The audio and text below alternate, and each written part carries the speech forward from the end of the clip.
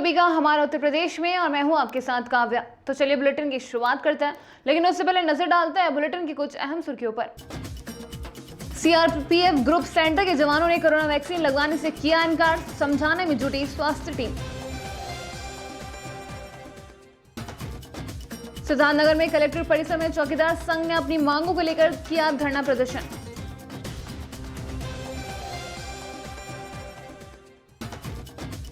बेगूसराय में घर के बगल में नाली के पानी में डूबने से 1.5 साल मासूम बच्चे की दर्दनाक मौत।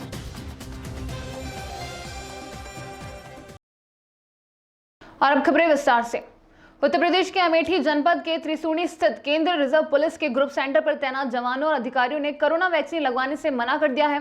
कोरोना वैक्सीन लगवाने ग्रुप सेंटर गई स्वास्थ्य विभाग की टीम को अंदर जाने की अनुमति नहीं मिली है। हालांकि स्वास्थ्य विभाग की टीम समझाने की कोशिश कर रही है, लेकिन जवान व अधिकारी वैक्सीन लगवाने से इनकार कर रहे हैं। सीआरपीएफ के डीआईजी कोवैक्सीन की जगह कोविशील्ड वैक्सीन लगवाने की मांग कर रहे हैं।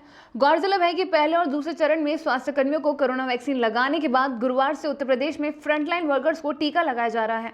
प्रदेश भर में 2 लाख फ्रंटलाइन वर्कर्स के टीकाकरण का लक्ष्य रखा गया है।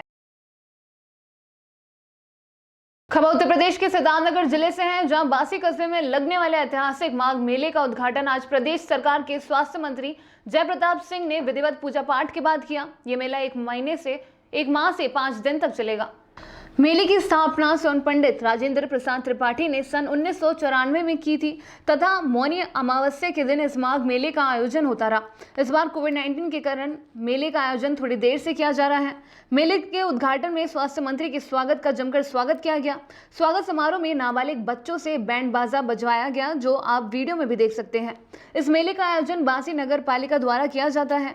मंत्री जी के स्वागत के दौरान नगर पालिका के जिम्मेदारों को भी ये ख्याल न रहा कि जिस नाबालिग बच्चे के हाथों में किताब होनी चाहिए थी, उसके हाथों में बैंड बाजा मेला आयोजनों ने थमा दिया। वहीं मेले का उद्घाटन करने आए स्वास्थ्य मंत्री ने मेले के ऐतिहासिक के बारे में बताते हुए कहा कि ये मेला इन जिले व बासी की पहचान है। मेले को और भव्यता देने के लिए नगर पालिका प्रशासन को कड़े निर्णय लेने पड़ेंगे, तभी इसको और भव्य बनाया जा सकेगा। स्वागत में नाबालिग बच्चे द्वारा बैंड बाजा बजाने के सवाल पर मंत्री ने कहा कि मैंने तो देखा ही नहीं कि कोई नाबालिग बच्चा भी बैंड बजा रहा है। अब जब वीडियो में नाबालिग बच्चा साफ साफ बैंड बजाते दिख रहा है, तो आखिर कैसे मंत्री जी को ये नाबालिग बच्चा नहीं दिखा? ये भी देखना होगा कि इस वीडियो को देखने के बाद क्या इस माघ मेले के इस कारनामे पर मेला आयोजकों के खिलाफ कोई कार्रवाई भी होगी। देखिए 68 साल हो गया आज के बासी के माघ मेला को लगने से, और ये ज़रूर है कि जैसे जैसे आबादी बढ़ी और बहुत सारे जगहों में मेला का आकार बन गया, अलग शहरों में भी मेला लगने लग गया, उससे हमारा बासी का मेला एक प्रकार से सीमित हो गया और यहाँ के गांव और यहाँ के ज़िला के अंतर्गत यही एक मेला रह गया। अन्यथा पहले तो बहुत दूर दूर से लोग आते थे। तो जैसे एक सुझाव भी आया है, जैसे हमारे पूर्व सांसद आदरणीय डॉक्टर चंद्रशेखर त्रिपाठी जी ने कहा कि अब इसका समय आ गया कि जो हमारे योजनाएं होती है सरकार की, उनकी प्रदर्शनी लगना आवश्यक है, जिससे जनता को जानना भी चाहिए कि उसमें क्या क्या चीज़ें उनके फ़ायदे के हैं, किससे उनका जीवन में उद्धार हो सकता है। ये चीज़ों का भी इनको करना चाहिए। खेल का भी कुछ न कुछ कार्यक्रम होना चाहिए। ये सारी चीज़ को पूरा उसमें उल्लेख करते हुए उसमें रखने के बाद तब इसका होना चाहिए। तो अभी तो जैसे सामान्य लगता है वैसे लगता है। विकास के लिए धन आड़े आ जाता है, धन की कमी आड़े आती है, क्या इसको लेके कोई नई योजना बनवा देंगे? देखिए धन तो हमने पहले भी कहा था कि इसको हमको अपना खुद का अब धन जनरेट करना पड़ेगा। नगर पालिका का विशेष करके जिस तरह से हमारे टैक्स का सिस्टम है या जो आजकल के जो नए नियम आ रहे हैं, उसके हिसाब से हमको आय के स्रोत अपने खुद के बढ़ाने पड़ेंगे। नगर निगम तो बड़े हैं और नगर निगम ने तो अपना शेयर मार्केट की तरह अपना एक बढ़ा लिया, आगे कल चल के सभी लोग करने जा रहे हैं। नगर पालिका को सपोर्ट थोड़ा बहुत किया जाता है, परंतु अब उनको अपने पैर पर खड़ा होने के लिए अपनी व्यवस्था बनाना पड़ेगा और कुछ कठोर निर्णय लेने की आवश्यकता है, क्योंकि ये भी एक इंडिपेंडेंट चुना हुआ बॉडी होता है। सर, माघ मेले का उद्घाटन करने आप आए, आपका स्वागत समारोह नाबालिग बच्चों से बैंड बाजा बजवाया गया है। ये तो मैंने देखा नहीं, नाबालिग हमने नहीं देखा, हम ध्यान नहीं दिया। हाँ, कोरोना खत्म हो गया। अब इसको हम लोग खत्म नहीं कर। खबर उत्तर प्रदेश के सिद्धार्थनगर जिले से है, जहां कलेक्टर परिसर में चौकीदार संघ में अपनी मांगों को लेकर धरना प्रदर्शन किया गया। चौकीदारों का कहना है कि देश आजाद होने के पहले से ही ग्रामीण प्रहरी की भर्ती हुई थी, इतनी सरकारें आई और गई, लेकिन चौकीदारों का मानदेय भी नहीं बढ़ने को लेकर धरना दिए ग्रामीण चौकीदार संघ के जिला अध्यक्ष ने कहा कि चौकीदारों से दिन रात काम भी करवाया जाता है, लेकिन कोई मानदेय नहीं बढ़ाया जा रहा है। ग्राम प्रहरियों के कानून में संशोधन करके चतुर्थ श्रेणी में किया जाए, उनको कुछ धनराशि देकर ही रिटायर करें। चौकीदारों के सम्मान में सुधार लाया जाए और थाने में जाने के बाद तुरंत हस्ताक्षर करवाया जाए, लेकिन ऐसा नहीं होता है। ड्यूटी खत्म होने के बाद हस्ताक्षर करवाए जाते हैं। चौकीदारों के लिए ना तो कमरा आरक्षित किया गया है, बल्कि 30 दिन ड्यूटी किया जाता है। जिस तरह होमगार्डों को सुरक्षा दिया जाती है, उसी तरह चौकीदारी को भी मिलनी चाहिए, जिससे वे अपने परिवार का भरण पोषण कर सके।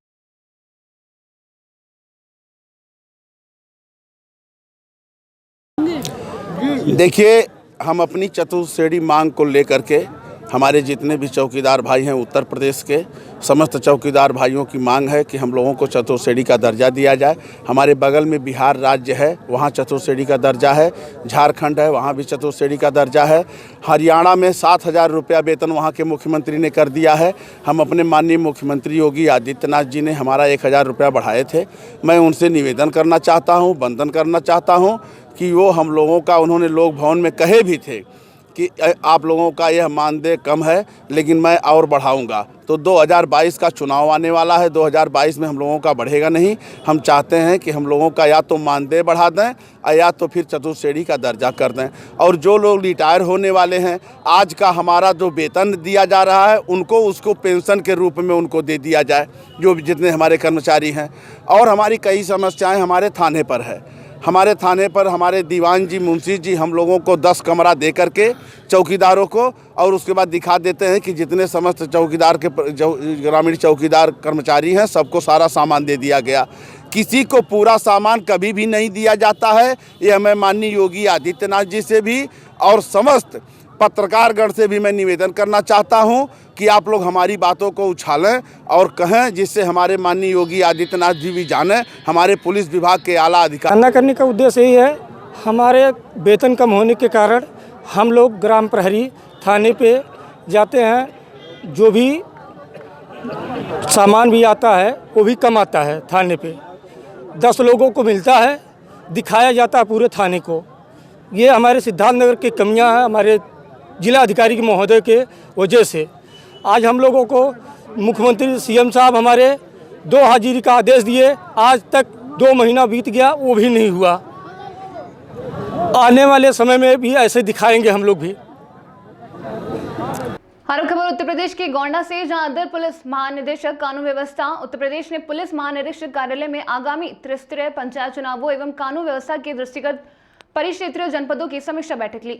अपर पुलिस महानिदेशक कानून व्यवस्था उत्तर प्रदेश प्रशांत कुमार ने पुलिस महानिरीक्षक कार्यालय में आगामी त्रिस्तरीय पंचायत चुनावों के दृष्टिगत परिषद क्षेत्र जनपदों की समीक्षा गोष्ठी की, जिसमें अपर पुलिस महानिदेशक ने परिषद क्षेत्र जनपदों की लंबित विवेचनाओं की समीक्षा करते हुए अपराधों की स्थिति के बारे में जानकारी प्राप्त की तथा लंबित विवेचनाओं को अतिशीघ्र निस्तारित करने के निर्देश भी दिए। इसके साथ ही आगामी त्रिस्तरीय पंचायत चुनावों पर जनपदों की कानून व्यवस्था के दृष्टिगत पुलिस महानिरीक्षक देवीपाटन परीक्षक डॉक्टर राकेश सिंह एवं पुलिस अधीक्षक गोंडा कैलाश कुमार पांडे को निर्देशित किया कि जनपदों में लंबित समस्त भूमि विवाद प्रकरणों पर आवश्यक कार्रवाई करते हुए गंभीर अपराधों के मामलों में वांछित अपराधियों को अतिशीघ्र गिरफ्तार किया जाए। परिक्षेत्र जनपदों में अवैध कच्ची शराब निष्करण एवं बिक्री करने वाले जुआरियों एवं अन्य अपराधों में संलिप्त अपराधियों के विरुद्ध तत्काल आवश्यक कार्रवाई करने के निर्देश भी दिए। कानून एवं शांति व्यवस्था के क्रम में अपर पुलिस महानिदेशक ने अराजकता का माहौल उत्पन्न करने वालों के विरुद्ध शांति भंग की कार्रवाई करने, महिलाओं एवं बालिकाओं से संबंधित समस्त प्रकारों के अपराधों में तत्काल कार्रवाई करते हेतु आरोपियों की तत्काल गिरफ्तारी कराए जाने के भी निर्देश दिए।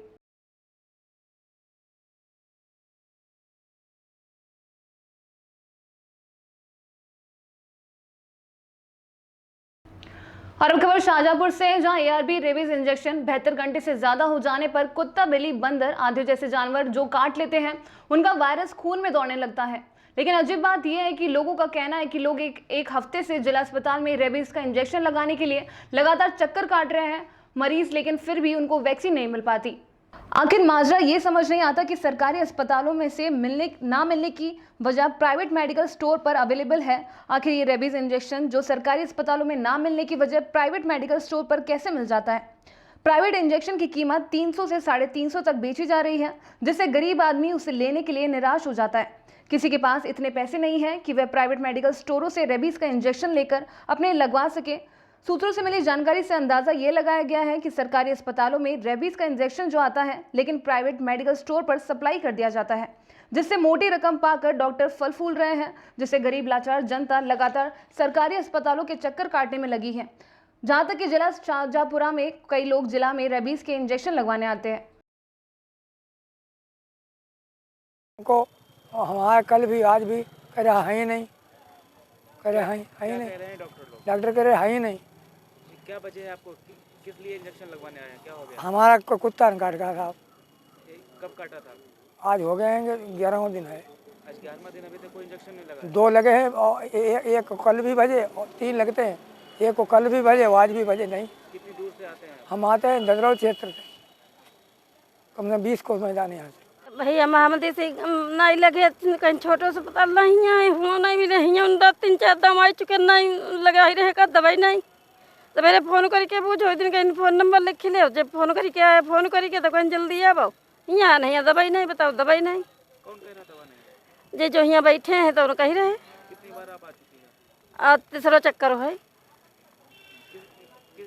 क्या इंजेक्शन किस वजह से लगाना था आपको? कुत्ता काटे थे, जरा बाँह पूरी नो चीज़ देखा कोई बैठल नहीं, पीछे दुआरे अब आई गए पकड़ के गन सब कुछ अभी गवा। और अब खबर बिहार के बेगूसराय से है, जहां घर के बगल में नाली के पानी में डूबने से 1.5 साल मासूम बच्चे की दर्दनाक मौत हो गई। इस मौत के बाद परिजनों में कोहराम मचा हुआ है। घटना बछवारा प्रखंड के चमथा 3 पंचायत अंतर्गत वार्ड संख्या 3 की है। मृतक बच्चे की पहचान चमथा 3 निवासी भुवनेश्वर सिंह के 1.5 वर्षीय पुत्री मौसम कुमारी के रूप में की गई है। परिजनों ने बताया कि बच्ची दरवाजे पर खेल रही थी और मां खाना बना रही थी। पिता दूध लेने के लिए गए थे। जब घर वालों ने बच्ची को नहीं देखा तो ढूंढना शुरू कर दिया, वहीं बच्ची नहीं मिली। जब परिजनों ने चापाकल के पास गए तो देखा कि चापाकल की नाली में बच्ची डूबी हुई है। बच्ची को उस नाले के पानी से बाहर निकाला गया तो बच्ची के उस पानी में डूबने से मौत हो चुकी थी।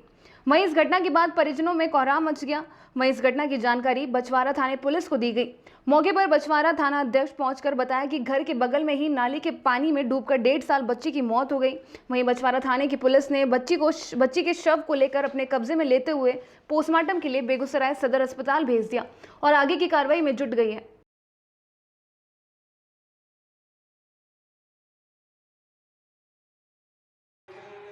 ये माँ के छोड़ के द्वार पर खेलने गई। उसी क्रम में एक नाली था, कल के नाली थी, उसी में ही डूब गई। तो माँ का भी तभी पता नहीं चला, वो खाना बना रही थी और उसके पिताजी दूध नपाने के लिए गए थे। इसी क्रम में डूब गई और उसके बाद कुछ देरी के बाद इन लोगों को पता हुआ कि हमको बच्ची कहाँ गई। तो फिर जब कल पर जाते हैं लोग तो पता लगता है कि वो डूब गई। अब फोन के माध्यम से थाना प्रभारी को खबर किया गया।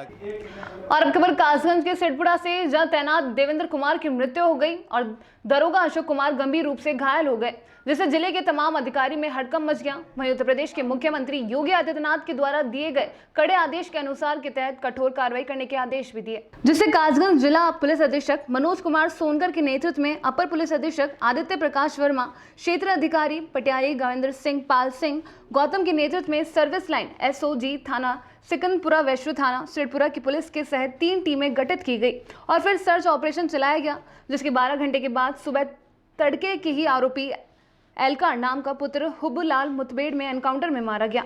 वहीं मुख्य आरोपी मोतीलाल पुलिस के चुंगल से दूर है। इस पर IG पीयूष मोरेडिया ने 50,000 का इनाम घोषित किया है और उसके अन्य साथी भी फरार हैं, तो हमारी टीम उन्हें जल्द से जल्द सर्च ऑपरेशन के द्वारा पकड़े जाएंगे। वहीं घटनास्थल की जानकारी लेने पहुंचे ADG अजय आनंद ने बताया कि नगला धीमर गांव में भारी मात्रा में अवैध कच्ची शराब कारोबार किया जाता है और बताया गया है कि दरोगा अशोक पाल सिंह और सिपाही देवेंद्र सिंह रूटीन की गश्त के दौरान शराब माफियों को पकड़ने गए थे। तभी शराब माफिया मोतीलाल और उसका भाई एलकार अन्य उसके साथियां मिलकर दरोगा अशोक कुमार सिपाही देवेंद्र कुमार सिंह को बंधक बना लिया। शराब माफियाओं ने पेड़ से बांधकर दोनों पुलिस वालों को बेरहमी से मारा, जिससे दरोगा अशोक कुमार गंभीर रूप से घायल हो गए। वहीं सिपाही देवेंद्र के शरीर में भाले से प्रहार करके मौत हो गई और दरोगा अशोक कुमार काफी गंभीर रूप से घायल हो गए। जंगल की तरफ के गड्ढे पेड़ के नीचे पड़े मिले, जिन्हें इलाज के लिए तत्काल रेफर कर दिया गया। वहीं एडीजी अजय आनंद के अनुसार वारदात को 6 लोगों के सहित घटना को अंजाम दिया। और फिलहाल हमारा उत्तर प्रदेश में बस इतना ही। देश और दुनिया की तमाम खबरों के लिए देखते रहिए डीपीके न्यूज।